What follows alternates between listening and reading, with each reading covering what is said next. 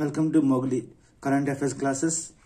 UNFCCC 4వ ద్వైవార్షిక నవీకరణ నివేదిక ప్రకారం అత్యధిక గ్రీన్ హౌసెస్ గ్యాసెస్ విడుదల చేస్తున్న రంగం ఏమిటి? అంటే అగ్రికల్చర్, ఇండస్ట్రీ, ఎనర్జీ రంగం, వ్యర్థ పదార్థాల అని ఆప్షన్ ఇవ్వడం జరిగింది. సరైన ఆన్సర్ చూస్తే మనకి ఎనర్జీ. యుఎన్ఎఫ్సిసి ఫాల్ ఫామ్ చూస్తే మనకి United national framework convention climate change యొక్క నివేదిక ప్రకారం అత్యధిక గ్రీన్ హౌసెస్ విడుదల చేస్తున్న రంగం ఏమిటంటే మనకి ఎనర్జీ. మరో ప్రశ్న పరిశీలిద్దాం.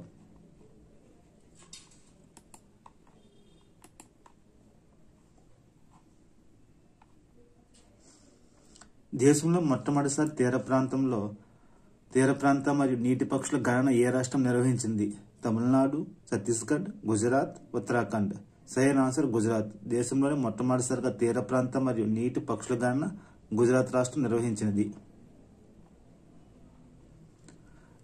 యుఎన్ఎఫ్సిసి 4వ ద్వైవార్షిక నివేదిక ప్రకారం గ్రీన్ హౌస్ గ్యాసెస్ లో ఏది ఎక్కువ శాతం ఉన్నది? CO2, ozone, CH4, nitrous oxide. సరైన ఆన్సర్ CO2.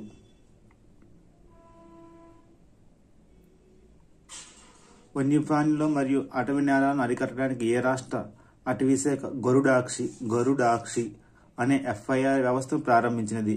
తమిళనాడు, గుజరాత్, కర్ణాటక, ఉత్తరాఖండ్. సరైన ఆన్సర్ కర్ణాటక.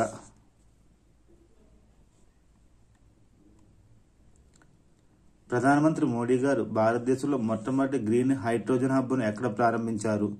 నక్కపల్లి, రాంబిల్లి, పుడిమడక, నాయుడుపేట. సరైన ఆన్సర్ చూస్తే పుడిమడక.